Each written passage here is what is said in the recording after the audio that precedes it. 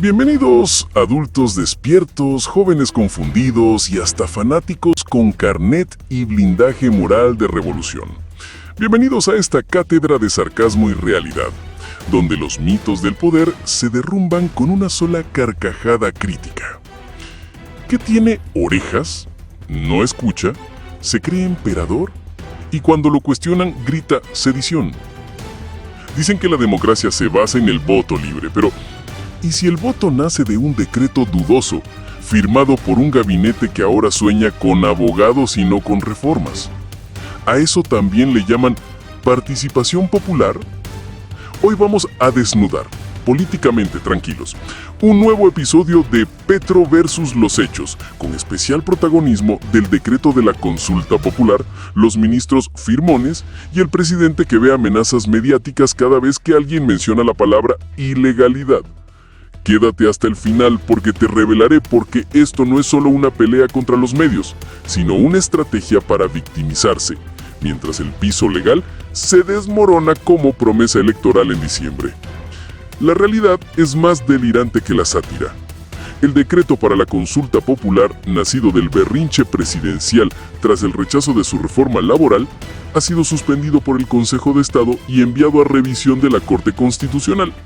Pero en vez de aceptar la legalidad del proceso democrático, el presidente Petro reacciona como quien se siente traicionado por su propio reflejo. Señala a los medios de amenazar su gobierno y lanza advertencias veladas que rozan lo delirante. Si se declara nulo este decreto, se anula la Constitución del 91. Y si apagan la luz, se acaba el universo también. La emisora La FM reportó que los ministros que firmaron el decreto podrían terminar en líos judiciales por prevaricato, abuso de función pública o simplemente por querer congraciarse con el jefe sin leer la letra menuda. Y Petro, en vez de desmentir jurídicamente, pide a Ardila, dueño del medio, que deje de amenazar a su gobierno.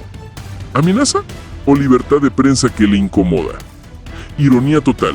Mientras Petro habla de democracia y participación, llama de sedición a que el registrador no convoque a una consulta cuya legalidad está en entredicho. Es decir, la democracia sirve solo si obedece a sus decretos. Esto no es solo torpeza jurídica, es una estrategia, victimizarse, polarizar y desviar la atención del verdadero problema, que su reforma laboral no convenció ni a su propio Congreso.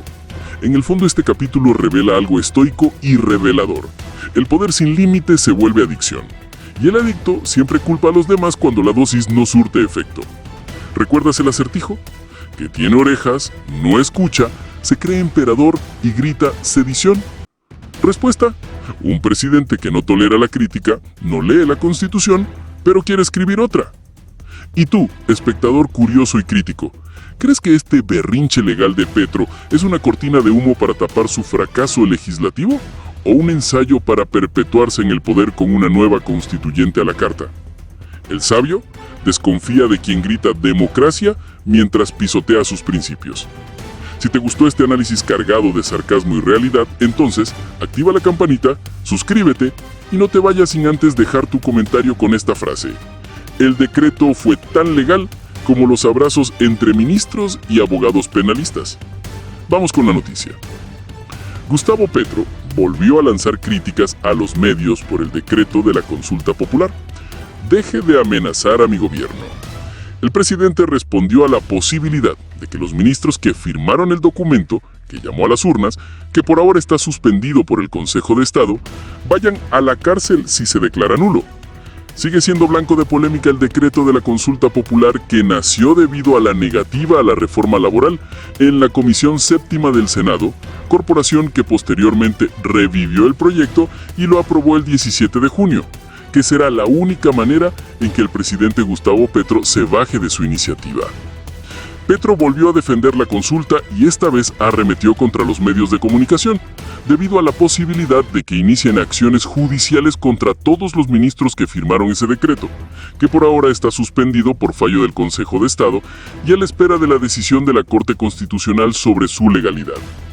Pese a eso, todo podría resolverse después del 20 de junio si se aprueba la reforma laboral en el Congreso, tras la conciliación en Senado y Cámara, pues el presidente Petro prometió que si se le daba el visto bueno a la mayoría del proyecto como se presentó, la sancionaba y retiraba la consulta. La noticia de la discordia. Según la comunicadora Darcy Quinn, durante su sección Los secretos de Darcy Quinn, la medida cautelar del Consejo de Estado solo es la punta del iceberg para un problema judicial con el gabinete del gobierno nacional, pues la firma en el decreto le significaría una posible detención de las autoridades.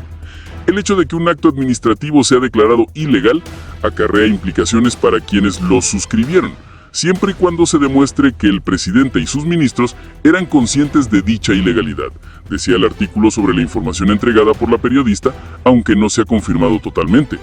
Al parecer, el delito por el que los ministros irían a prisión es por prevaricato, ya que existía un concepto negativo del Senado. También podría hablarse de abuso de función pública o incluso de usurpación de funciones si se prueba que hubo extralimitación. La situación es delicada. Creo que se salvan los ministros de Minas, Edwin Palma, de Ambiente y la canciller, Laura Sarabia, quienes no firmaron el decreto, pues lo hicieron sus viceministros. Y también Luis Eduardo Montealegre, quien redactó el decreto, pero no se había posesionado en el cargo. En estos momentos, los ministros consultan abogados, encienden velas y hasta piensan en el asilo. Bueno, mis viejos queridos, ya pueden volver a buscar los lentes, pero no para leer, sino para escuchar cómo se cae a pedazos este circo político noticioso. Gracias por quedarte hasta el final, y no olviden tomarse la pastilla del sarcasmo diario. Nos vemos. Soy Gus en tu mente, en el sarcasmo de la noticia.